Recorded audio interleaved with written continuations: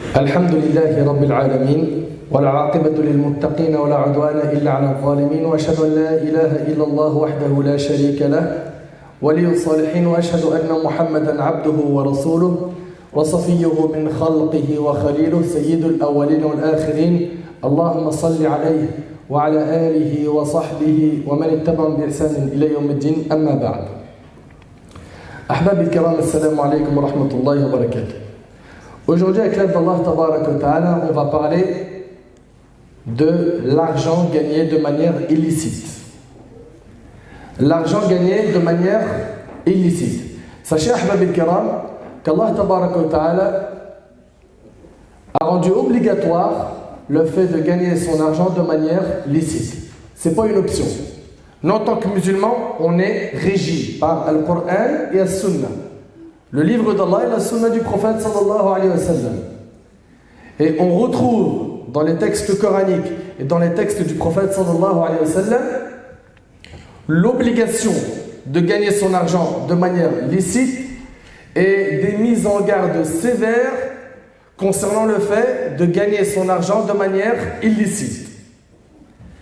Donc mon frère, tu veux te vêtir, tu veux manger, tu veux boire, tu vas avoir beaucoup d'argent, pas de problème. Mais ici, il faudra que tu respectes deux conditions si tu veux avoir beaucoup d'argent. 1. Gagne ton argent dans le halal. 2. Donne le droit d'Allah sur cet argent. C'est clair? Gagne ton argent dans le halal. Deuxièmement, donne le droit d'Allah sur cet argent. Allah Azza wa Jalla nous a rendu obligatoire de gagner notre argent de manière licite. Allah Tabarak wa Ta'ala a dit Ya ayyuhan nas kulu mimma fil ardi halalan tayyiba wa la tattabi'u khutuwati ash-shaytan innahu lakum aduwwun mubin. Aux gens de ce qui existe sur la terre, mangez le licite et le pur. Ne suivez point les pas du diable, car il est vraiment pour vous un ennemi déclaré. Allah Tabarak wa Ta'ala dit également fakulu mimma razaqakumullahu halalan tayyiba. Mangez donc ce qu'Allah vous a attribué de licite et de bon et soyez reconnaissants pour les bienfaits d'Allah si c'est lui que vous adorez. Notre religion vous a interdit de gagner l'argent de manière illicite car l'argent sale, et je vais l'appeler comme ça dans ce dals, l'argent sale est une source de malheur, d'épreuve, d'assombrissement du cœur. L'argent sale éteint la lumière de la foi. L'argent sale attire la colère d'Allah. L'argent sale peut te faire rentrer dans le feu de l'enfer. Wal'iyadu billah. L'argent sale empêche l'exaucement du dua. Ça attire la colère d'Allah. L'argent sale a des conséquences néfastes, douloureuses sur toute la société dans laquelle nous vivons. Car à cause de l'argent sale, les comportements se détériorent. Les gens se retrouvent à voler, à verser des pots de vin. Vous connaissez le rachwa, à arnaquer, à voler, à se mettre en colère et à être violent. Le prophète sallallahu alayhi wa sallam, il y a 1400 ans, il a annoncé qu'il viendra une époque où les gens ne se soucieront plus de la manière dont ils ont gagné leur argent. C'est-à-dire qu'aujourd'hui, illa man rahim Allah, sauf ceux à qui Allah fait miséricorde, il y a plein de gens qui se fichent de savoir c'est ce qu'il a gagné. Il a gagné de manière licite ou non. Et combien vont tomber dans les transactions et les relations douteuses. Et c'est pas l'argent est halal ou pas, c'est douteux, c'est pas grave. Puis petit à petit, le douteux c'est pas grave, le haram aussi, pour lui ça devient quelque chose de banal. Selon Abu Hurayra radiallahu anhu, le prophète sallallahu alayhi wa sallam a dit une époque arrivera pendant laquelle l'homme ne se souciera pas de quelle façon il gagnera l'argent, de façon licite ou illicite, rapporté par Bukhari Muslim. Et vous savez la catastrophe dans tout ça, c'est qu'on a même des gens qui aujourd'hui travaillent pour Iblis au point où ils cherchent à faire passer le halal en haram et le haram en halal. On a des gens dans notre communauté qui ne comprennent pas pourquoi on les blâme. Parce qu'ils incitent à jouer au jeu de hasard. les pronostiqueurs. Tu lui dis, mon frère, mais qu'est-ce que tu es en train de faire là? Tu as une audience sur Instagram, tu as une audience sur YouTube, et taqillah, crains Allah. Et lui, il dit quoi? Il dit, mais qu'est-ce qui t'arrive, mon frère? Laisse-moi tranquille. Tu vas commencer à faire les discours là, tu as les rappels là, des muses. Des muses. Pourquoi monsieur n'est pas un muse? Ça veut dire quoi ça, les rappels des muses? Toi, t'es quoi? Dis-nous si tu as basculé ailleurs. Mais à partir du moment où tu es musulman, tu es régi par les paroles d'Allah et du prophète sallallahu alayhi wa sallam.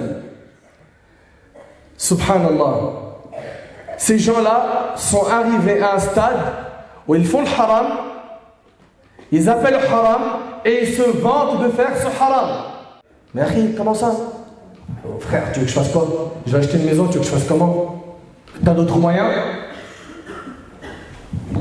J'ai une grande somme. Mais j'achète avec cash. Tu sais très bien comment ça se passe en France. Et puis si j'achète de telle manière, tu sais très bien comment ça se passe. Et si je fais ça, je vais avoir tel problème. Ou bien tout simplement, j'ai pas les moyens de faire autrement. Eh ben, tous ces sujets-là, on va les traiter bien comme il faut, Inch'Allah. Bien comme il faut.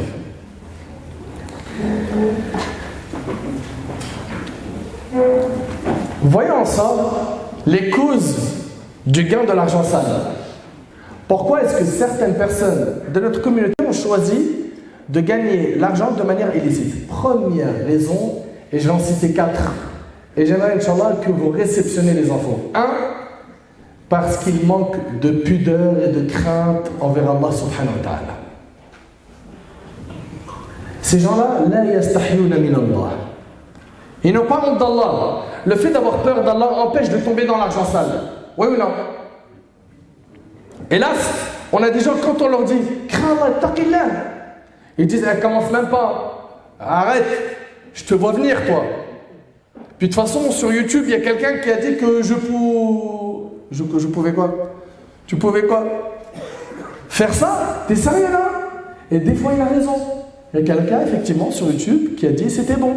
Et il a ramené des arguments. Allah tabaraka wa ta'ala nous parle de ce type de personne. Quand on lui dit taqillah, il devient orgueilleux. Et c'est quoi l'orgueil? Le prophète sallallahu alayhi wa sallam, il a dit l'orgueil, c'est batarul haq wa ghamtun nas. C'est le fait de refuser la vérité et de mépriser les gens. Et ces gens-là refusent la vérité. Allah azza wa jalla nous dit wa idha qila lahu taqillah akhadhathu al-'izzatu bil-ithm fahasbuhu jahannam wa la bi'sa al-mihad. Quand on lui dit redoute Allah, aie peur d'Allah, crains Allah, l'orgueil criminel s'empare de lui. L'orgueil criminel s'empare de lui. L'enfer lui suffira. L'enfer lui suffira et quel mauvais lit, certes. Allahu Akbar. Toi qui dis, laisse-moi tranquille, me fais pas de rappel. J'ai pas envie d'écouter ces preuves. Quand tu sais que tu as fait un gros coup, un coup dans le haram, t'as peur de quoi? Des représailles. T'as peur d'une grosse embrouille, de te faire tirer dessus, de te faire attraper par la police. Dans ta vie, t'as peur de certaines choses. T'as peur de la maladie, t'as peur de mourir de faim. Tu as cette peur. Mais il y a une peur qui te manque, c'est d'avoir peur d'Allah. T'as peur de pas mal de choses à part Allah subhanahu wa ta'ala. T'as peur de certains humains. T'as peur que ton patron te vire parce qu'il n'apprécie pas ton travail. T'as peur quand tu vois ton médecin, après un diagnostic, il est pâle. Et il parle en chuchotant, en murmurant, il est très silencieux. T'as peur. Mais t'as pas peur du châtiment de la tombe? T'as pas peur du châtiment d'Allah le jour du jugement? Ce que je vous ai dit au début, il faudra l'enregistrer. Ce que je vous ai dit au début, il faudra l'enregistrer. Ces gens-là n'ont pas de pudeur envers Allah subhanahu wa ta'ala. Ces gens-là n'ont pas de pudeur envers Allah. Selon Abdullah ibn Mas'ud radiyallahu anhu, le prophète sallallahu alayhi wa sallam a dit, et écoutez avec moi tous ces arguments religieux qui arrivent. Un Nabi sallallahu alayhi wa sallam, il a dit, ayez de la pudeur envers Allah comme il se doit. Les compagnons répondirent radiyallahu anhum, ô messager d'Allah, nous avons de la pudeur envers Allah.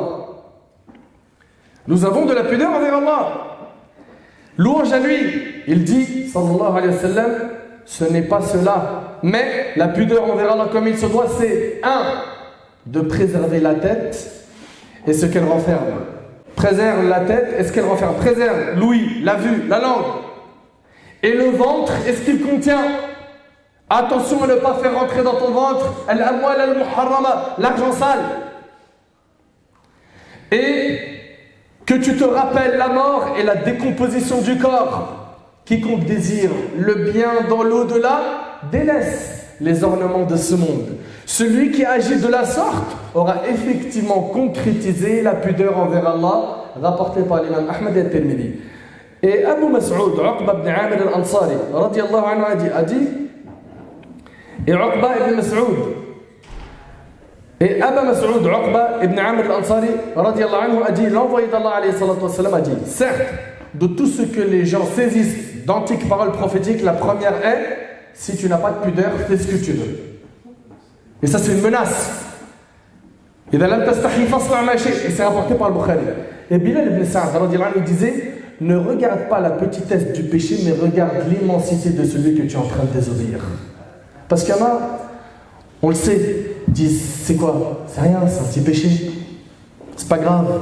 Non, n'aie pas ce réflexe. Regarde pas la petitesse du péché, mais l'immensité de celui que tu es en train de désobéir. Abdullah ibn Mas'ud, il a dit, c'est rapporté par l'imam al-Bukhari, que le croyant, quand il fait un péché, il est tellement dans une panique qu'il a l'impression qu'une montagne va s'écrouler sur lui.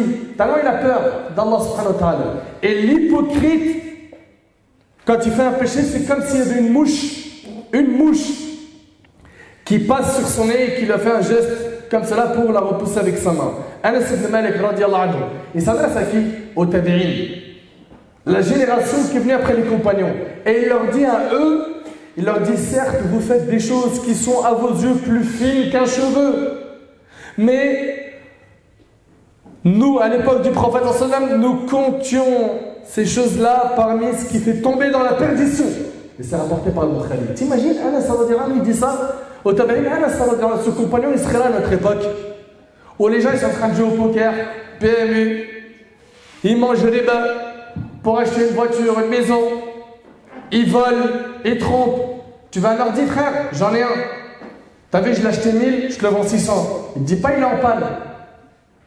Dis pas, une bête d'affaires, voilà, c'est parce que c'est toi. Parce que c'est toi, il ne le connaît même pas à la base.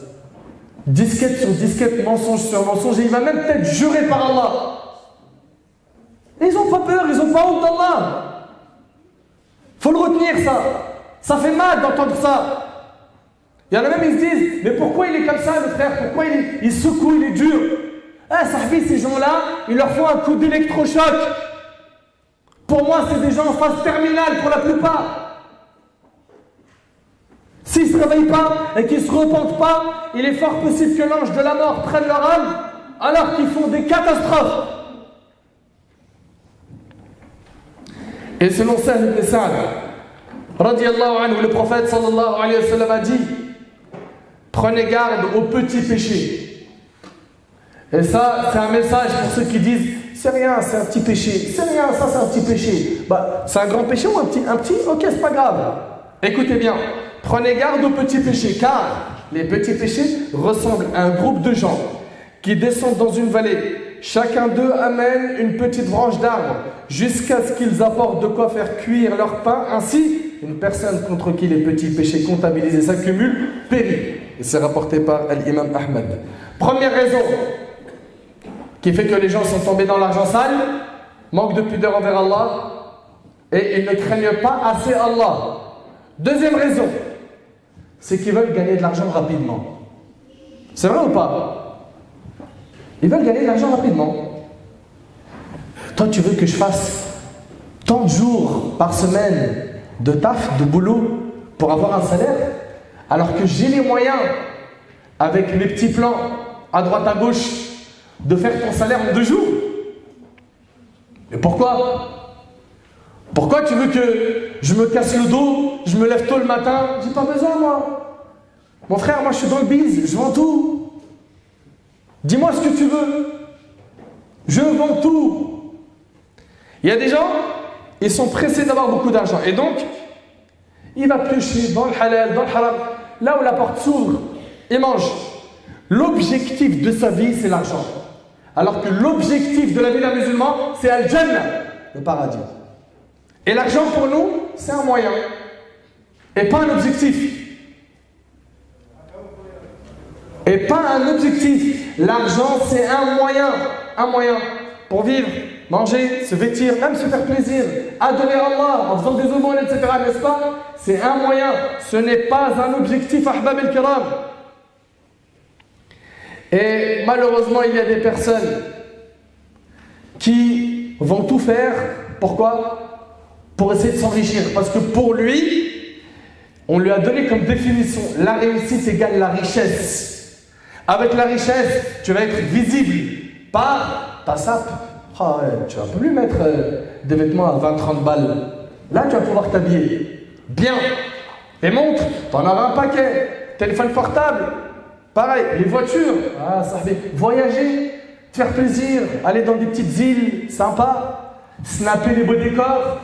Tu vas pouvoir kiffer. Et donc voilà, on lui a mis une disquette où lui, il est programmé, ou elle est programmée à gagner beaucoup d'argent. C'est ça, la victoire dans sa vie. Et donc pour cette personne-là, pour atteindre ce but, peu importe le moyen, halal, haram, allez, on fonce. D'après Abu Umama radiallahu anhu, le prophète sallallahu alayhi wa sallam a dit, certes, l'Esprit Saint, Jibril, vous connaissez l'ange Gabriel alayhi salam, Jibril m'a révélé, c'est le prophète sallallahu alayhi wa sallam qui parle, m'a révélé qu'aucune âme ne mourra tant qu'elle n'a pas complété son terme de vie et sa subsistance. Vous entendez? Allah tabaraka wa ta'ala, avant que tu viennes dans ce monde, il avait déjà prévu pour toi que tu vas faire tel cursus scolaire, que tu vas obtenir tel diplôme, que tu vas faire tel travail, que tu vas te marier à telle date ou pas, que tu vas rester célibataire ou que tu vas te marier et divorcer, que tu vas avoir tant d'enfants, que tu vas vivre tant d'années et que tu vas mourir à telle date. Donc écoutez bien, certes, l'Esprit Saint Jibril m'a révélé qu'aucune âme ne mourra tant qu'elle ne... Certes, l'Esprit Saint Jibril m'a révélé qu'aucune âme ne mourra tant qu'elle n'a pas complété son terme de vie, tant qu'elle n'a pas complété son terme de vie et sa subsistance. Écoutez bien. Ainsi, faites preuve de taqwa, de piété envers Allah et de perfection dans vos demandes. Et que ne vous pousse pas le manque de subsistance à le rechercher dans la désobéissance d'Allah.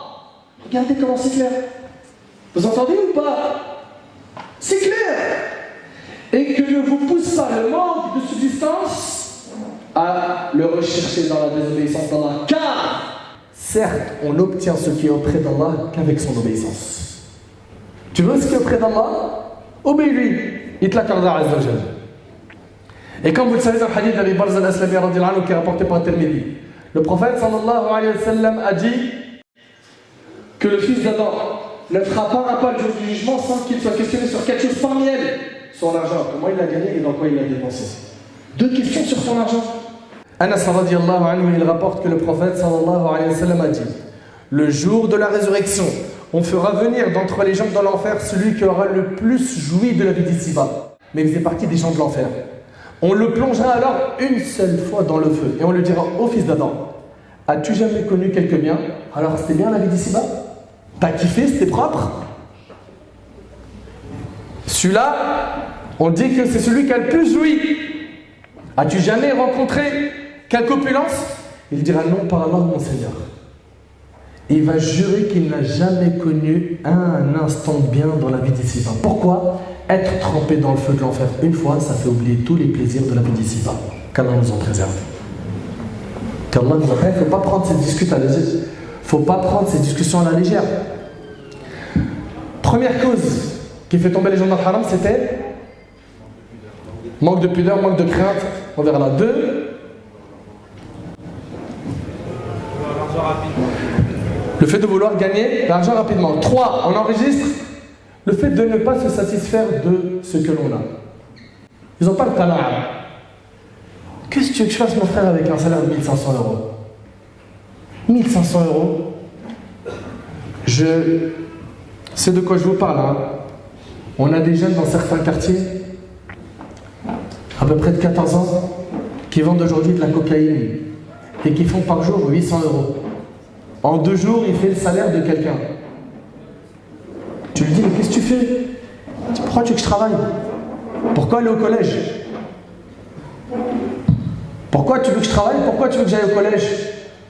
Ce qu'il fait lui en un mois, je le fais en 2 jours. Tu lui dis, mais frère, un petit peu avec la baraka d'Allah, avec la bénédiction d'Allah, tu dis à cette personne, un peu avec la bénédiction d'Allah, c'est mieux que beaucoup dans le haram. Il dit, vas-y, s'il te plaît, Allah yahfazak, laisse-moi. D'après Ka'b ibn Malik, le prophète sallallahu alayhi wa sallam a dit, 2 loups affamés que l'on envoie près d'un troupeau sont moins mauvais pour le troupeau que ne le sont pour la religion d'un homme, son obsession pour l'argent et la noblesse. Et c'est rapporté par Tirmidhi. Et dans le hadith d'Abi Huraira qui est rapporté par Tirmidhi, le prophète sallallahu alayhi wa sallam, parmi les conseils qu'il a donnés, il a dit, contente-toi de ce qu'Allah t'a donné, tu seras le plus riche des gens. Et on le dit, man qana'a shaba'a. C'est vrai ou pas? Sois satisfait de ce qu'Allah t'a donné. Dis alhamdulillah. Garde en tête qu'il y a des gens qui n'ont pas ces bienfaits que toi tu possèdes.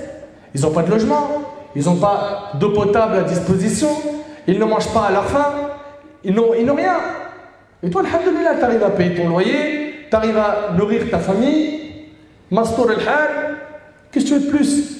Le prophète sallallahu alayhi wa sallam a dit dans le hadith de Tirmidhi, écoutez attentivement.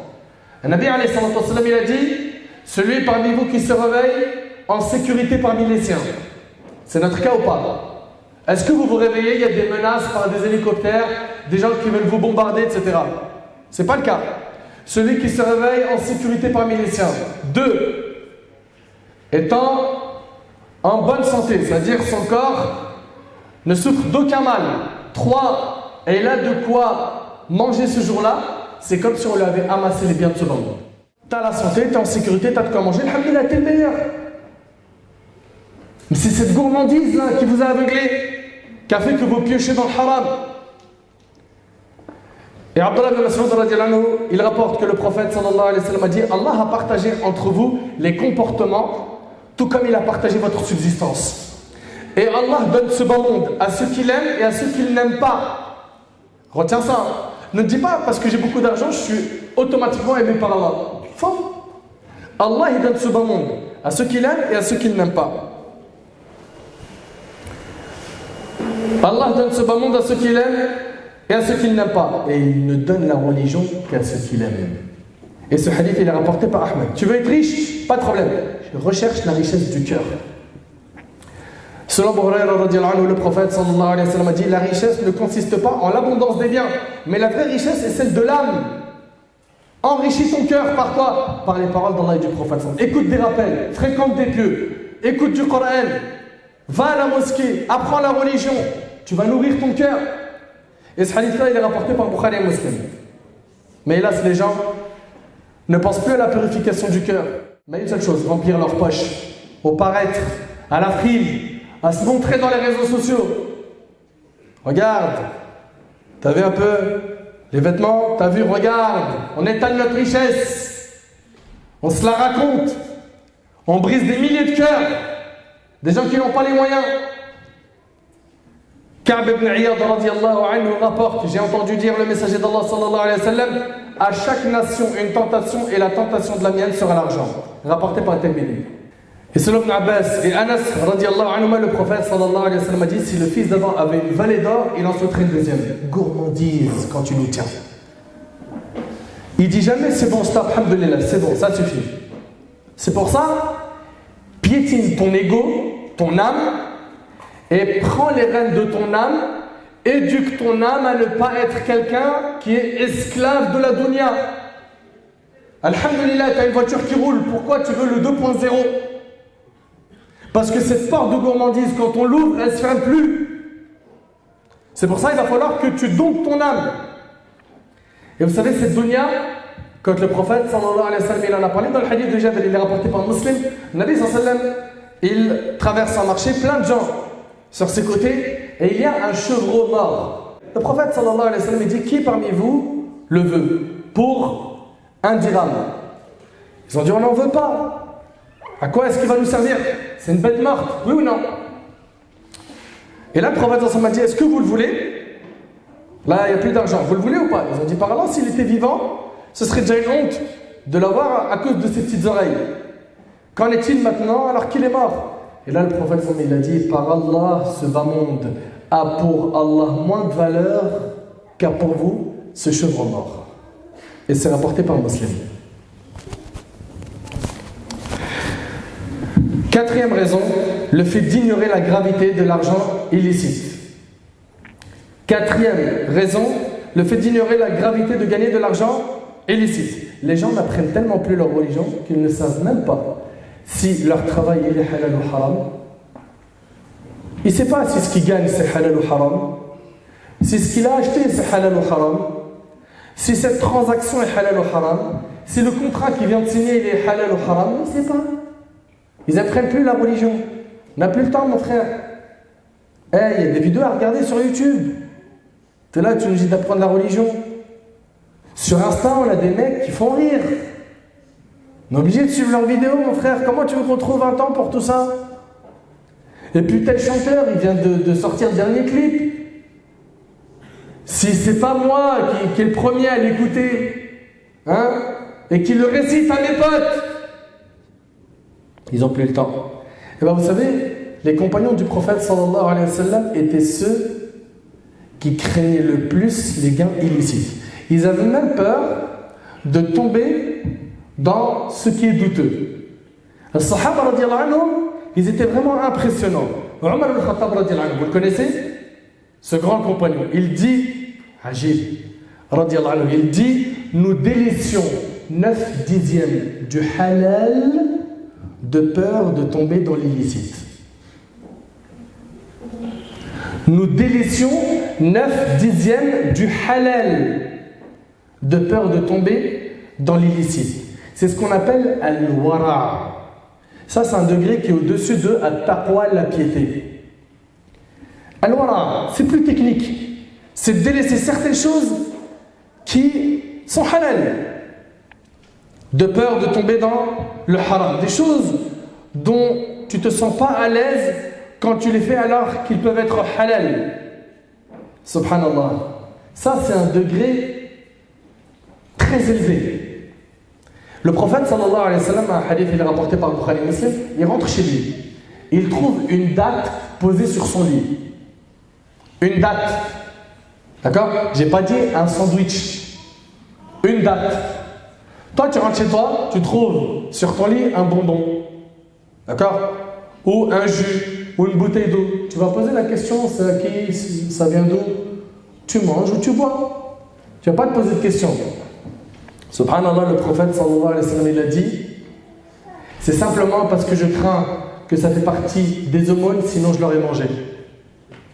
Et il s'est abstenu de manger une date qui était sur son lit, une date qui était sur son lit. Pourquoi? Parce que les prophètes, ils n'ont pas le droit aux aumônes. Et il a dit, il y a peut-être une possibilité que ça fasse partie des aumônes, je m'en abstiens. Ça, c'est al-wara'. Et il faut tirer la Ummah vers al-wara'. Il faut lui lever son niveau spirituel. Qu'on arrête d'avoir des comportements tout fatigués. Abu Bakr radiallahu anhu. Et c'est rapporté par l'imam al-Bayhaqi. Vous connaissez très bien Abu Bakr as-Siddiq radiallahu anhu. Il avait un serviteur qui lui amenait tous les jours à manger. Un jour, son serviteur lui amène du lait à boire. Puis Abu Bakr radiallahu anhu lui demande, avec quel argent est-ce que tu as acheté ce lait? Avec quel argent tu as acheté ce lait? Et là, son serviteur lui dit, j'avais gagné de l'argent en faisant de la sorcellerie. C'est de l'argent halal ou haram, ça? Je vois, il n'y a pas unanimité. Il y en a, ils divergent ou quoi? L'argent du sahib, du sorcier, il est haram, n'est-ce pas? N'ayez pas peur, hein? Oui, c'est haram. Subhanallah, son serviteur lui a dit, j'avais gagné de l'argent en faisant de la sorcellerie dans ma période de jahiliya, avant l'islam. On me l'a remboursé et avec cet argent, je t'ai acheté du lait. Abu Bakr lui a dit, amène-moi un récipient et de l'eau. Puis il se mit à bord de l'eau et il a mis ses doigts dans sa gorge pour se faire vomir. Allahu Akbar. Il ne veut pas que dans son ventre il y ait quelque chose de provenance illicite. Vous écoutez? son serviteur lui a dit, Allah ne t'a pas demandé de faire ça. Abu Bakr reprit en disant, je jure par Allah, si mon âme devait sortir en même temps que ce lait, je la ferais sortir. Car le prophète sallallahu alayhi wa sallam a dit, toute chair qui s'est nourrie de l'illicite, c'est l'enfer qui lui convient le plus. Allahu Akbar. Toute chair qui s'est nourrie de l'illicite, c'est l'enfer qui lui convient le plus. Ces gens qui gagnent de l'argent sale, ils n'ont pas peur de l'enfer. Oh, il est passé où votre cœur? Qu'avez-vous fait de votre cœur? Maintenant, très rapidement, rentrons dans les types d'argent sale. Bien évidemment, il y avait devant moi je ne sais combien de portes qui se sont ouvertes quand j'ai essayé de creuser un petit peu le sujet et de vous synthétiser le sujet. Donc j'ai dû sélectionner 5-6 choses qui se sont répandues malheureusement. D'accord? Donc, si parmi vous, certains avaient en tête que je parle de telle chose qui fait partie de l'argent sale et que je ne l'ai pas abordé, sachez tout simplement que c'est une histoire de temps. Que c'est une histoire de temps. En une heure, on ne peut pas tout aborder, n'est-ce pas? Premièrement, les jeux de hasard.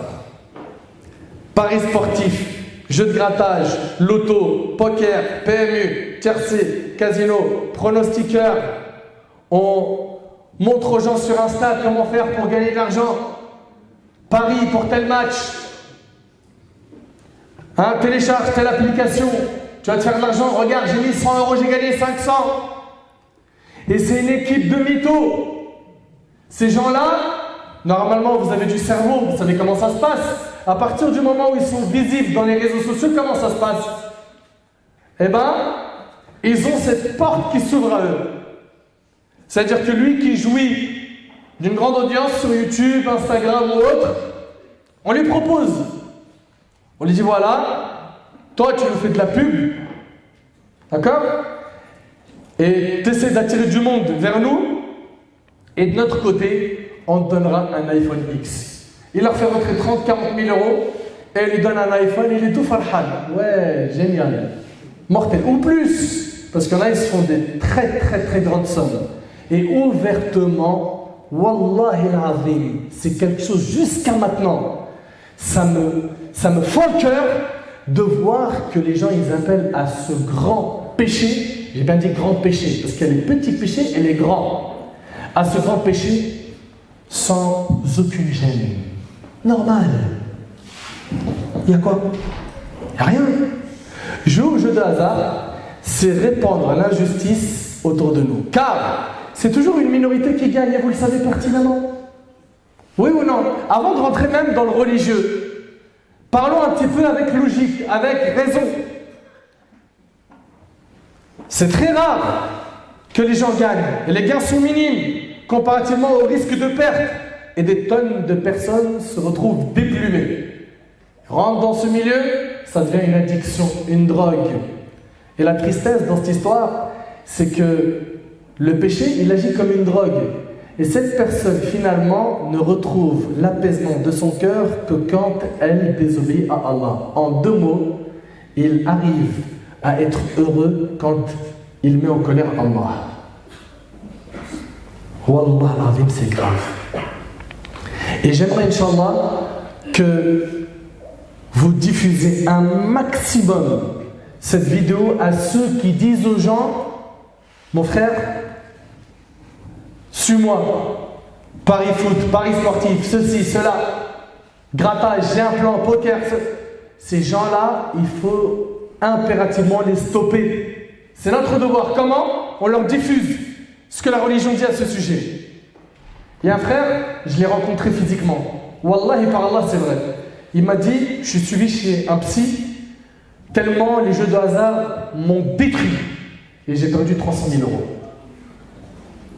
Il a perdu 300 000 euros. Ça, c'est une histoire que le frère m'a dit en face à face. Et des histoires comme ça, il y en a plein, à l'appel. Ils perdent tout leur argent. Certains finissent par des divorces. Ils déchirent leur famille. Des dépressions, des violences physiques. D'autres vont même jusqu'à se suicider. Ceux qui jouent à ces jeux en deviennent rapidement dépendants. Et il y a une sorte d'ivresse qui le prend, le faisant perdre progressivement sa conscience et son bon sens. Le jeu de hasard en islam est considéré comme un grand péché dans notre religion. Il faut impérativement s'en repentir dans l'immédiat.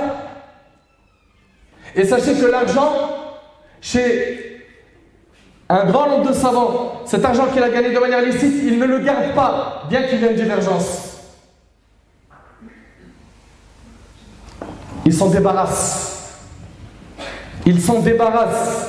Pour ce qui est de la gravité de ce péché en islam, on peut déjà s'en faire une idée uniquement en lisant le passage suivant dans le Coran, où Allah tabaraka wa ta'ala nous dit Ya ayyuha alladhina amanu innama al-khamr wal-maysir wal-ansab wal-azlam rijsun min amal ash-shaytan fajtanibuhu la'allakum tuflihun. Oh les croyants, le vin, le jeu de hasard, alcool, on sait que c'est un grand péché, c'est haram, oui ou non? Après, il y a tout de suite quoi? Jeu de hasard. Les pierres dressées, les flèches de divination ne sont qu'une abomination, œuvre du diable. Oh, tu me coûtes plus, mon frère. Allah, il te dit que ça, c'est des œuvres du diable.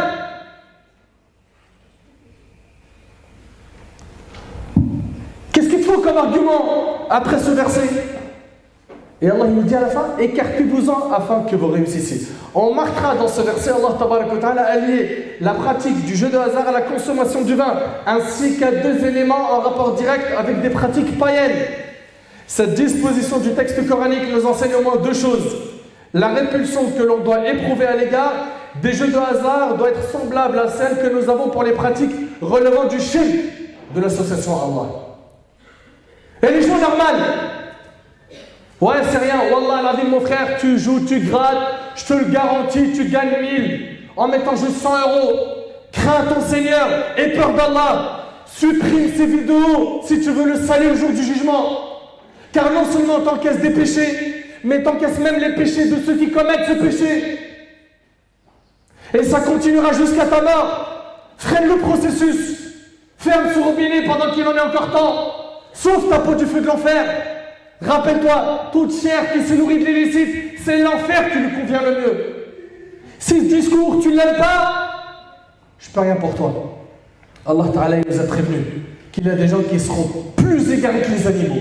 Ulaïka kal an'am, bal hum adall, ulaïka humul ghafilun. Il y a des gens qui seront plus égarés que les bestiaux, nous dit Allah dans le Coran. Ils sont plus égarés. Qui sont-ils? Ceux-là sont les insouciants. Qu'Allah nous préserve de l'insouciance. Ils jouent, ils n'ont plus honte d'Allah. Mais il n'a pas honte.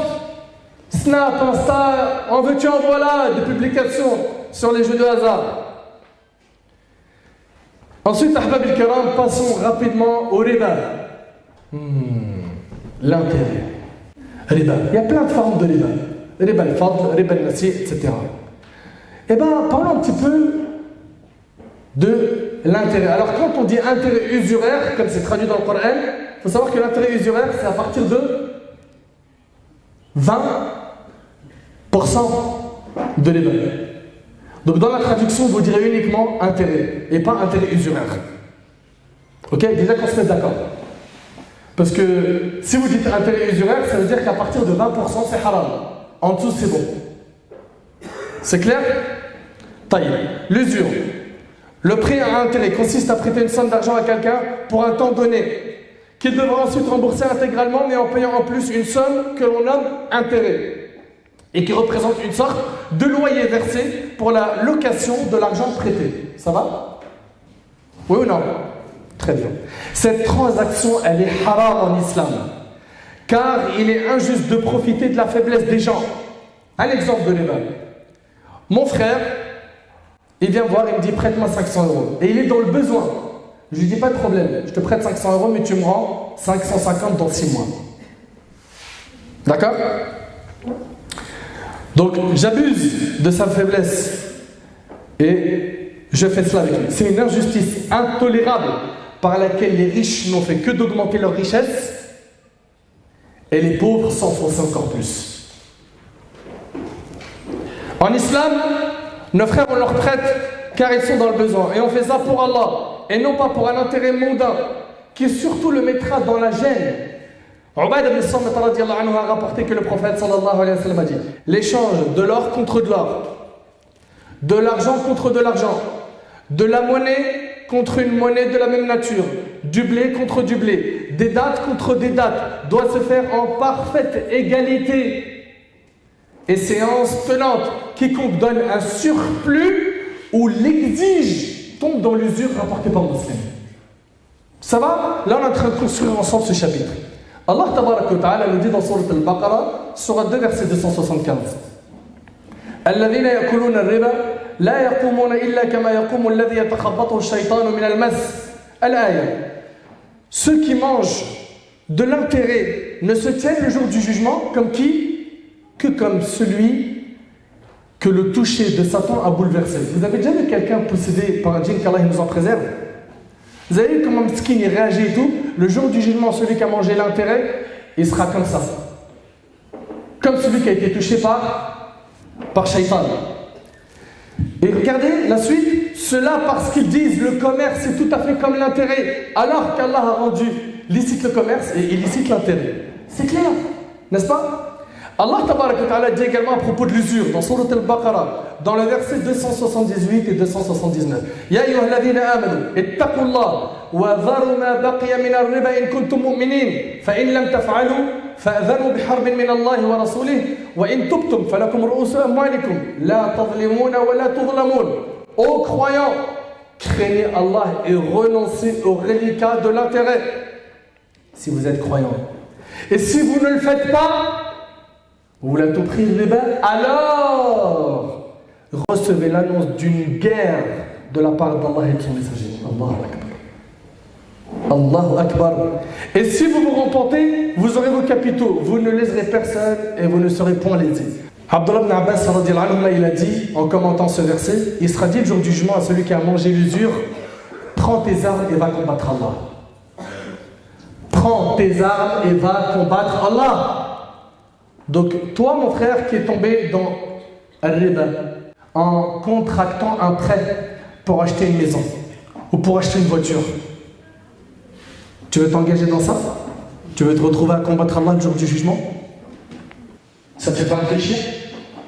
Si tu ne le savais pas, c'est autre chose. D'accord? Repends-toi dans tous les cas. Repends-toi dans tous les cas. Demande pardon à Allah subhanahu wa ta'ala. Un homme est venu voir l'imam Malik rahimahullah et il lui a dit qu'en chemin, sur la route, il a vu un homme qui était ivre, qui avait bu de l'alcool et qui essayait de s'emparer de la lune. D'accord?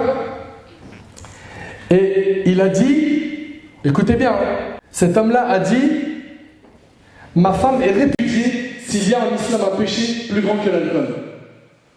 Ma femme, elle est répudiée s'il y a un péché plus grand que l'alcool. Il est parti voir l'imam Malik rahimahullah. Et il lui a posé la question, est-ce qu'il y a plus grand que l'alcool? L'imam Malik lui a dit, laisse-moi voir cela et je t'en dirai plus. Le lendemain, l'imam Malik lui a dit, ton épouse est divorcée. Il lui a dit, j'ai regardé dans le livre d'Allah et la sunna du messager d'Allah sallallahu alayhi wa sallam et je n'ai pas trouvé pire que le riba, l'usure, car Allah a déclaré la guerre à son auteur. C'est l'imam Malik qui dit ça. Alors on a des gens qui vont nous dire, mon frère, payer un loyer, c'est jeter son argent par la fenêtre. Tu prends un crédit au bout de 20-30 ans, ce que tu aurais payé en loyer, finalement ça devient quoi? Une propriété, c'est à toi. Tu as ton jardin, tu peux faire un barbecue, les enfants ils ont de l'espace. Ils peuvent courir, tu ne déranges pas les voisins. N'est-ce pas? C'est ça. Premièrement, en islam, ce n'est pas une obligation religieuse d'acheter un logement. D'être propriétaire, ce n'est pas une obligation religieuse. On est d'accord dessus ou pas? C'est bon? Ok. Après, ça ne veut pas dire par là qu'on n'a pas le droit d'avoir un beau logement, un grand logement. Le prophète, dans le hadith de Saad qui est rapporté par Al-Bahban, il a dit 4 choses font partie du bonheur. Parmi elles, la maison spacieuse. Mais à condition que tu l'aies gagnée de manière licite. Ok? La condition, c'est que tu aies gagné ton argent de manière licite et que tu aies acheté de manière licite. Très bien.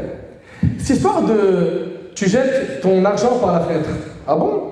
T'as pas un service en contrepartie quand tu payes le loyer? Non? T'en as pas.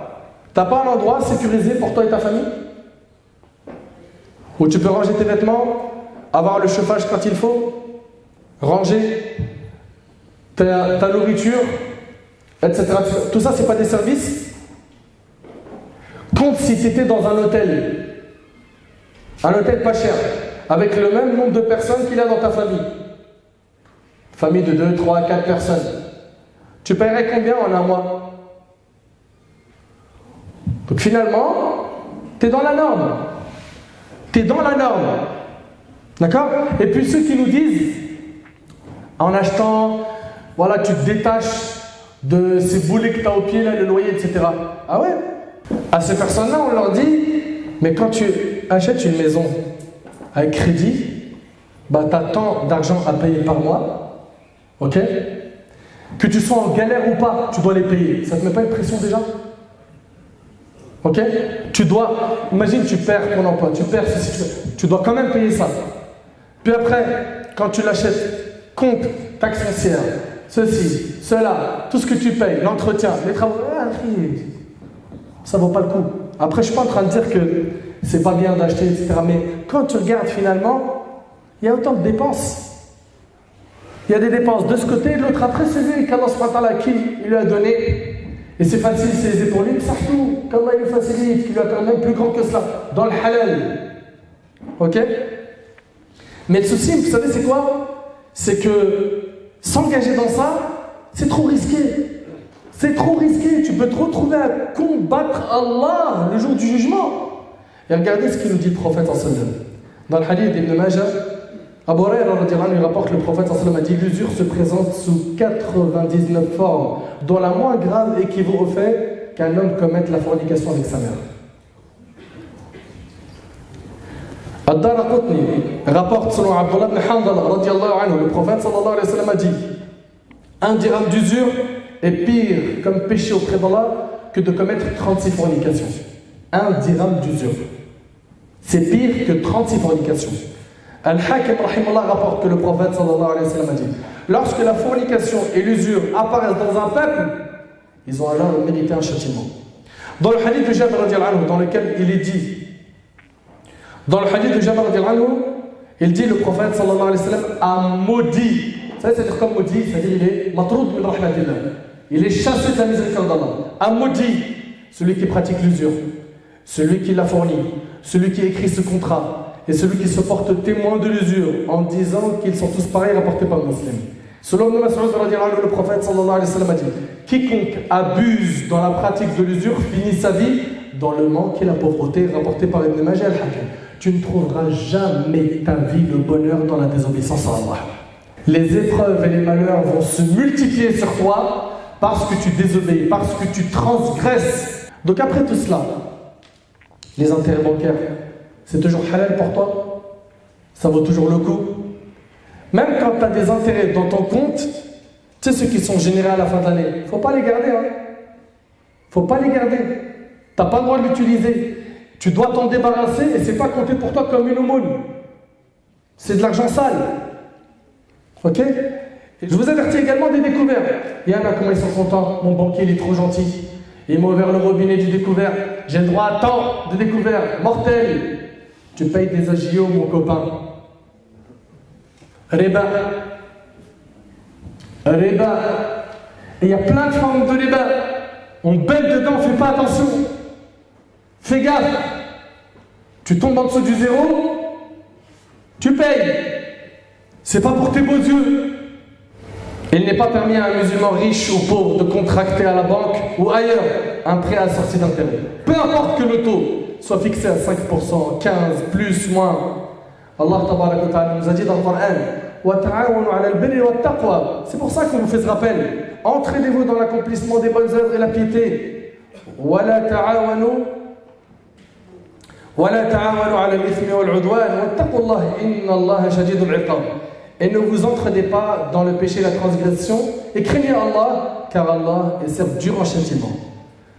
N'oubliez pas, le prophète m'a dit: Inna Allah tayyib la yaqbal illa tayyiba. Allah est bon, il n'accepte que ce qui est bon. Après, on a aussi des gens de notre Ummah qui considèrent qu'il n'y a pas de riba sur les billets de banque. Et ils vont dire, sur YouTube, tu trouves ça? Et ils vont dire en fait que le riba c'est sur l'or et l'argent. Et donc il n'y a pas de riba sur les billets de banque. Eh bien, cette opinion contredit la majorité des savants des 4 écoles et la majorité des savants contemporains. Parmi les contemporains, Cheikh Al-Qaradawi, Cheikh Ibn Baz, donc on a ici l'école de la Salafia, d'autres écoles, ils ne sont pas d'accord avec ça. Ils ne sont pas d'accord. Donc vous, est-ce que vous suivez l'avis de la majorité ou vous êtes des fans des avis isolés? Qu'Allah nous en préserve. Donc, pour faire simple, tu as envie d'acheter une grande maison, tu as les moyens, achète, tu n'as pas les moyens, contente-toi de ce qu'Allah t'a donné. Et rappelle-toi ce qu'a dit le prophète, contente-toi de ce qu'Allah t'a donné, tu seras le plus riche des gens. Tu seras le plus riche des gens.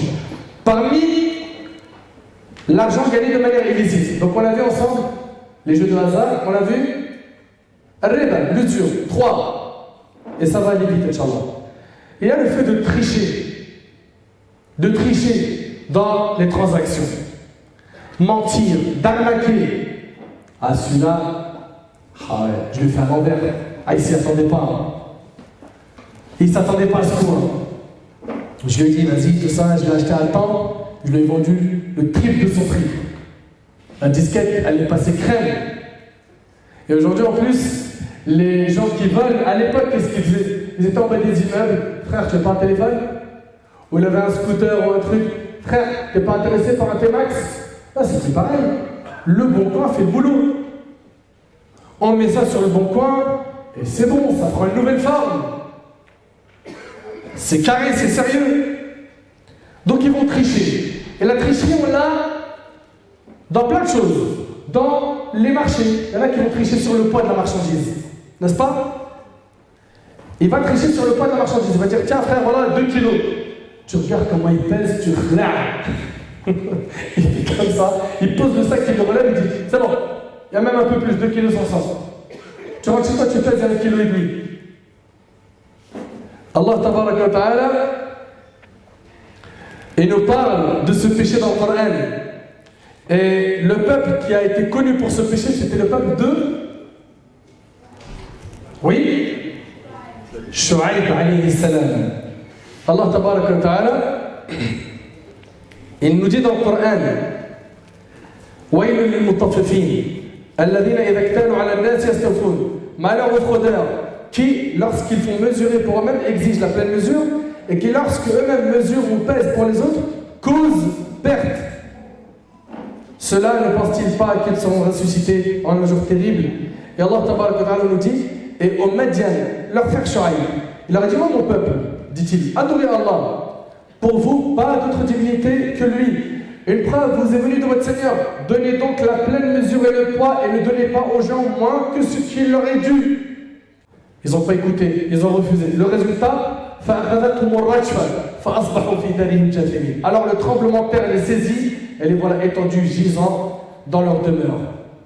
On en a aujourd'hui partout de la tromperie. Il te vend un téléphone, il dit frère, Samsung Note 8, tu prends ou pas? 300 €. Comment ça 300 €? Il a un défaut? Essaye le frère. Oh, tiens, prends-le, essaye. T'essayes, ça se passe très bien. Mais il a un défaut de batterie, tu pars, classe. Et il est super content.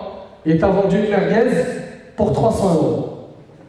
300 €, il s'est fait l'affaire, et toi, t'as clé au bord. Et je vais vous dire quelque chose, Allah yahfazkum. Essayez au maximum d'acheter les produits que vous voulez avec des factures. Avec des factures. D'accord? Avec des factures. T'as des gens, ils viennent, t'as par exemple l'iPhone X, on sait combien ça coûte, n'est-ce pas? Il vient et dit 200. Il est tout neuf dans la boîte, je dis. Comment 200 tout neuf dans la boîte, je dis? Je sais pas, tu te poses pas de questions, toi? Non, ça t'interpelle pas? Peut-être ça a tombé du camion. Oui ou non? Il est peut-être volé. Comment tu fais? Exige une facture. Il n'y a pas, Allah ya'aoud. Le prophète il a dit, délaisse ce qui est douteux pour ce qui n'est pas douteux. Ça c'est pour protéger ta religion. Et le prophète sallallahu alayhi wa sallam il a dit, et le prophète alayhi wa sallam dans le hadith rapporté par Muslim sur Abu Huraira a dit, celui qui nous trompe n'est pas des nôtres. Donc ils sont là, ils mentent, et ils vont même jusqu'à jurer. Wallah mon frère, je te vends à perte. Wallah, tu sais quoi? C'est même pas le prix d'achat. Hein? Les commerçants qui font tout pour liquider leurs marchandises. La hawla wa la quwwata illa billah. Ceux-là, qu'ils sachent que le prophète dans le hadith de Tabarani, il a dit Allah ne parlera pas, ne regardera pas, ne purifiera pas trois types de personnes. Parmi eux, un homme qui a pris Allah comme marchandise, il n'achète le vent qu'en prononçant des serments. Ou bien tu vas voir, tu lui dis salam alaikum, excuse-moi frère, la viande ici c'est halal ou pas dans ton restaurant ou dans ta boucherie? Oui, halal. Tu rentres, tu regardes le frigo, Enkel 1664 et c'est Ma'amar de shrab, d'alcool. Tu casses pas la tête mon frère. Tu vois bien là ici que lui t'a dit halal, oui ou non? Et en même temps tu as un élément devant toi, il n'est pas du tout halal. Pars, tu ne prends même pas la tête. Et d'ailleurs, rentre, regarde le frigo, il y a de l'alcool, Allah il dit pars. Tu ne casses même pas la tête. Je ne suis pas en train de dire qu'automatiquement leur viande, elle n'est pas halal. Il se peut qu'elle soit halal, mais il y a un doute. N'importe quoi, n'importe quel restaurant on rentre, on dit bismillah, on mange. C'est pas comme ça que ça se passe le dîner. Dans ton ventre, tu ne mets pas n'importe quoi. Ok? Donc attention à tout ce qui est douteux. Faites très attention. Les musulmans ne tombent pas dans les relations douteuses. Également, revendre ce qui est volé. C'est interdit en islam. Il sait que c'est volé, il le revend. Le fait que tu fais ça, c'est une entraide à la propagation du mal. Car tant que tu existes avec cette mentalité qui ne s'en soucie pas, eh ben, ce scénario se reproduira. Mais quand les gens n'achèteront plus ce qui est haram et ils ne revendront plus ça, khalas. D'accord? Ensuite, on a les pots de vin. Vous connaissez? La corruption, on va choisir un petit billet sous la table. J'aimerais bien avoir tel projet, mais j'arrive pas, c'est mort. Je vais donner une petite enveloppe sous la table, c'est réglé, tu peux l'avoir ce projet. Dans le bâtiment, tu voulais tel et tel projet, je te le donne. Ça, c'est aussi interdit en islam. Vous connaissez le hadith le corrupteur et le corrompu sont maudits par Allah. Et c'est rapporté par Ibn Hibban. Il faut se repentir. Également, vendre ce qui est haram. Il vend de la drogue. Il vend l'alcool, les jeux de hasard, etc. C'est haram. Vendre le haram est haram. Le prophète sallallahu alayhi wa sallam a dit quand Allah a interdit une chose, il en interdit le prix. Rapporté par Abu Daoud. Quand Allah a interdit une chose, il en interdit le prix. On a également, parmi al-amwal al-muharrama, ce qu'on a volé. Et les vols, il y en a de différentes formes aujourd'hui. Le gars qui toute la journée est sur Facebook et Twitter en train de regarder ce que les politiciens disent, et sur Insta en train de regarder ce qu'il y a comme nouveauté ainsi que YouTube, pendant les heures de travail, tu es en train de voler dans ta société. C'est du vol. Également, la voiture de fonction, on me l'a donnée pour maison, boulot, maison. Je vais à Disney avec mes enfants avec. Je vais à la plage, je fais 900 balles. J'utilise la voiture de fonction. T'as pas le feu vert de la société, t'as pas le droit. C'est du vol. Alors, bien évidemment, sans compter carjacking, homejacking, vol à l'arraché, tous ces trucs-là. Là. Aujourd'hui, ils sont là, les petits jeunes, scooters, une voiture qui passe, boum, on casse la fenêtre, on prend le sac à main, et ce qu'il a, la vieille dame ou le monsieur, il crie au secours, mais il y a des bouchons, le scooter, il part. Il part. Le prophète nous a dit que l'injustice se transformera en ténèbres le jour du jugement. Et l'injuste, tôt ou tard, il paye sur terre. Et le prophète il a dit, et ce hadith-là, il est fort, et il est dur à entendre, il a dit qu'Allah maudisse le voleur. Qu'Allah maudisse le voleur. C'est rapporté par Al-Bukhari, selon Abu Huraira. Et Khawla bint Amr al-Ansari, l'épouse de Hamza, radiallahu anhu, a dit, j'ai entendu le prophète sallallahu alayhi wa sallam dire, il y a des gens qui disposent à tort et à travers de biens auxquels ils n'ont pas le droit. Ils auront l'enfer le jour de la résurrection, rapporté par Al-Bukhari. Ça vole partout. Soyez très vigilants. Et là, une parenthèse. Et j'aimerais qu'on n'associe pas ça tout de suite au vol. bien qu'il se peut qu'une minorité malhonnête tombe dans cela.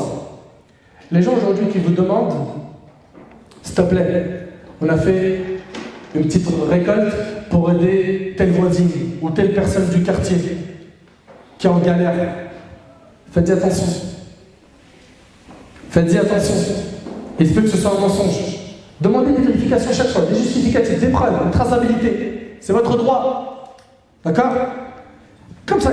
Et puis aujourd'hui, ça se transforme en cagnotte litchi, et l'oassou, cotise up, n'est-ce pas? Une cagnotte démarre, et t'as un loup derrière la cagnotte. Il nous a fait tout un film pour nous dire voilà, j'ai envie de récolter pour telle personne, et à la fin, il met tout dans sa poche. Ou il ne donne pas la quantité totale à la personne en besoin.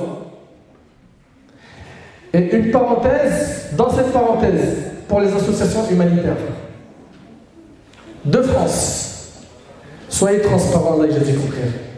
Si vous voulez qu'Allah subhanahu wa ta'ala bénisse votre action, qui est noble, et qu'Allah vous récompense, Allah subhanahu wa ta'ala il vous a choisi pour les orphelins, les veuves, les gens qui se font bombarder, les gens qui sont en difficulté, qu'Allah vous préserve et qu'il vous accorde le firdaus. Soyez transparents avec nous, afin de ne pas perdre notre confiance. Quand je dis notre, c'est celle de la Ummah. Parce que plus vous allez être transparent, plus vous allez gagner du crédit. Voilà, une cagnotte elle est lancée, il faut dire, c'est pour ça, ça, ça et ça, avec des chiffres. D'accord? Et c'est notre droit de demander à ces gens-là qu'ils soient transparents. Et je vous demande aussi de ne pas faire des copier-coller ou de transférer immédiatement des cagnottes qui sont partagées pour telle ou telle cause sans faire une vérif avant. J'ai pas le niveau, j'ai pas les contacts qu'il faut. Demande à quelqu'un qui vérifie. Dès que c'est validé, allez, on est tous ensemble, un bloc, on se mobilise pour aider telle cause. Mais il y a des gens malheureusement, et je ne généralise pas, qui vont abuser. Qui vont abuser. Abuser de quoi? Du moment. Il y a l'émotion suite à telle vidéo, on balance n'importe quel montant, puis les gens y suivent. Non. On n'est pas des moutons, désolé. Nous ne sommes pas des moutons, désolé. Donc vous, qui faites un énorme travail, soyez très transparents. Et pareil pour les mosquées. Toutes les jours, il y a des récoltes. On n'a jamais d'affichage, on ne sait jamais ils en sont où. Ils ont des travaux à faire, on ne sait jamais, ça fait 20-30 ans, donnez Sabilillah pour votre mosquée. Vous en êtes où? Vous avez fait quoi de l'argent récolté depuis des années? Nous, on est pour que votre projet aboutisse, mais soyez transparents. Wallahi, c'est pour votre bien. Donc, s'il vous plaît, soyez très vigilants. Pour terminer, les conséquences de l'argent sale. 1. L'assombrissement du cœur et l'éloignement des adorations. Toute personne qui touche à l'argent haram assombrit son cœur. L'argent sale assombrit le cœur. Et le péché éloigne des adorations. Abdullah ibn al-Mubarak a dit: j'ai vu que les péchés tuent les cœurs. Et l'humiliation vient de leur continuité. Abdullah ibn Abbas a dit: la bonne action amène une lumière dans le cœur, un éclat sur le visage, une force pour le corps, une largesse de subsistance et un amour dans le cœur des créatures. La mauvaise action amène ténèbres dans le cœur, une noirceur sur le visage, une faiblesse pour le corps et une haine dans le cœur des créatures. 2. Après avoir parlé de l'assombrissement du cœur, deuxième conséquence de l'argent sale, la colère d'Allah et le feu de l'enfer. La colère d'Allah et le feu de l'enfer. Selon Abu Umam al-Harithi, le prophète sallallahu alayhi wa sallam a dit: celui d'entre vous qui prélève indûment, c'est-à-dire il s'empare d'une partie d'un droit d'un homme musulman à l'aide de son serment, en jurant, Allah lui assigne le châtiment de l'enfer et lui interdit le paradis. Écoutez bien, quand même quand fût-ce une chose infime, demanda un homme au prophète, il a dit: si même ce ne fut qu'un bâton de harak, un siwak. Pour un siwak qui peut se retrouver en enfer, vous connaissez le siwak? Et c'est rapporté par un musulman. Et le prophète a dit également: le serment, le fait de jurer, aide à écouler la marchandise. C'est vrai pas, Wallah, je l'ai acheté à tel prix. Ça aide à écouler la marchandise, mais détruit le profit, ça détruit la baraka. Il y a des gens qui gagnent 15 000 euros par jour ou par mois. Et il ne sait pas pourquoi il n'arrive pas à faire autant de projets que quelqu'un qui gagne 2 000. Tu n'as pas la bénédiction d'Allah. Tu es plongé dans le haram. Abu Dharr radiallahu anhu rapporte, le prophète sallallahu alayhi wa sallam a dit: Allah ne parlera pas à 3 personnes le jour du jugement, ni ne les regardera, ni ne les purifiera, et ils auront un dur châtiment. Il répéta ceci 3 fois. Abu Dharr radiallahu anhu dit alors, et ils ont certes perdu et échoué, qu'est-ce au prophète sallallahu alayhi wa sallam? Et parmi eux, quelqu'un qui, quand il vend, il achète, il jure par Allah. 3e conséquence de l'argent sale, l'invocation n'est pas exaucée. Ton doigt, il monte plus au ciel. Ton doigt n'est pas exaucé. Ibn Abbas dit, ce verset fut récité en présence du prophète sallallahu alayhi wa sallam. Ya ayyuhan nas, kulu mimma fil ardi halalan tayyiban. Aux gens de ce qui existe sur la terre, mangez le licite pur. Sa'ad ibn Abi Waqqas, c'est un grand compagnon, un parmi les 10 à qui il a été promis le paradis. Il a dit alors, ô messager d'Allah, implore Allah pour qu'il fasse en sorte que mon invocation soit exaucée. Le prophète sallallahu alayhi wa sallam a dit, ô Sa'ad, fais en sorte que ta nourriture soit licite et pure. Tu seras quelqu'un dont l'invocation est exaucée. Par celui qui détient l'âme de Mohammed dans sa main. Lorsque l'homme projette une bouchée illicite dans son ventre, aucune action ne sera acceptée de lui pendant 40 jours.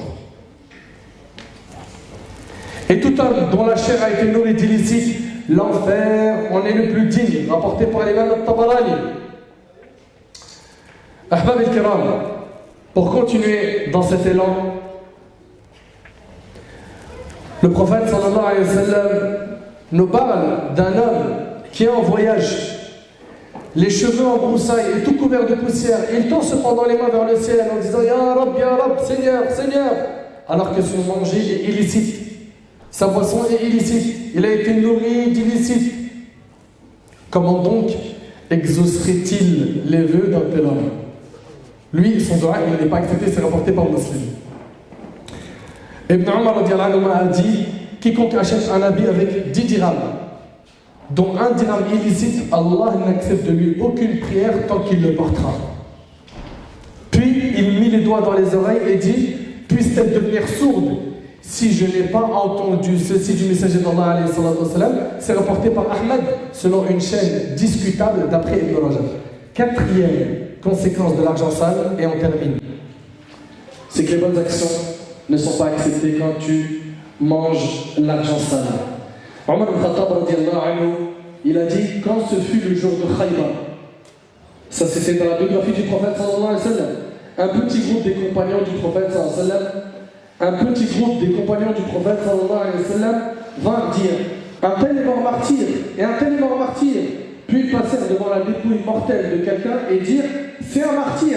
Le prophète sallallahu alayhi wa sallam dit, oh que non, c'est quelqu'un qui a fait le jihad avec le prophète alayhi salatu wa sallam. Il a combattu avec le prophète alayhi salatu wa sallam. Le prophète dit, il n'est pas martyr. Je l'ai vu en enfer. Allahu Akbar. Pourquoi? Portant un manteau qu'il a volé du butin. Un manteau. Vous vous imaginez un peu?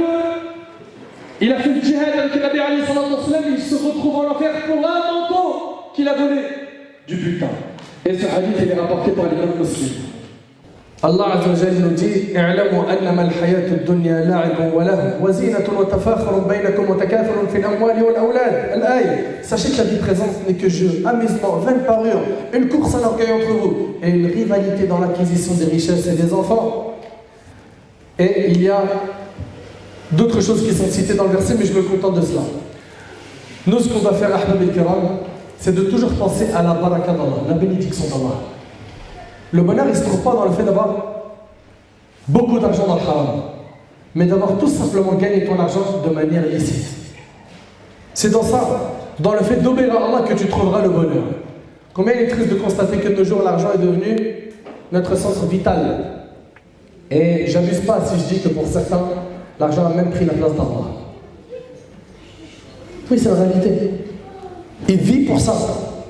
Il vit pour ça. Ils reculent devant rien. Ils ne reculent devant rien pour accroître leur richesse. Et peu importe, c'est gagné de manière licite ou illicite. Je finis avec ce hadith. Selon Abu Hurayra radiyallahu anhu, le prophète sallallahu alayhi wa sallam a dit, méditez bien sur ce hadith. Le prophète, il a tout fait pour protéger sa communauté. Il a tout fait pour nous protéger du feu de l'enfer. Il a tout fait pour que les gens ne s'égarent pas. Il a dit, je suis par rapport à ma communauté comme l'exemple d'un homme qui alluma un feu et dans lequel les insectes et les papillons tomberaient malgré que cet homme les repousse. Quant à moi, je vous empêche de vous précipiter dans le feu en vous tenant par la ceinture. Mais malheureusement, certains de vous m'échappent. Vous avez échappé au prophète sallallahu alayhi wa sallam, vous qui refusez le chemin de la droiture. Vous ne voulez pas, par vos actions, entrer au paradis. Vous le dites de vos langues, mais vos actions montrent l'inverse. Il est temps de se remettre en question et de demander pardon à Allah subhanahu wa ta'ala pour tout l'argent sale qu'on a gagné en volant, en faisant du mal aux gens. Et puis si tu as volé, sache que dans ton repentir, il y a une chose que tu dois rajouter. Après avoir parlé de regret, il y a une chose que tu dois rajouter en plus du regret, du fait de délaisser le péché et d'être déterminé à ne plus le refaire. C'est quoi? C'est de rendre aux ayants droit ce que tu as volé. Que tu rendes ce que tu as volé à leurs ayants droit. Je mène une enquête pour les trouver. Il faut que je fasse le nécessaire pour les retrouver et leur rendre ce que je leur ai pris injustement. Je ne les trouve plus, il n'y a plus de piste du tout. Je regarde combien coûte ce que je leur ai pris et je fais une aumône dans l'intention de rembourser ces personnes-là afin que le jour du jugement, j'ai pas de problème avec eux. Qu'Allah tabaraka wa ta'ala nous éloigne de l'argent sale. Qu'Allah azza wa jal nous purifie le cœur. Qu'Allah subhanahu wa ta'ala améliore notre situation et nous ramène au chemin de la droiture. أسأل الله سبحانه وتعالى أن ينفعني بما قلت وأن ينفعكم بما سمعتم. هذا ما أعلم والله عز وجل أعلى وأعلم. سبحانك اللهم وبحمدك أشهد أن لا إله إلا أنت أستغفرك وأتوب إليك. جزاكم الله خير والسلام عليكم.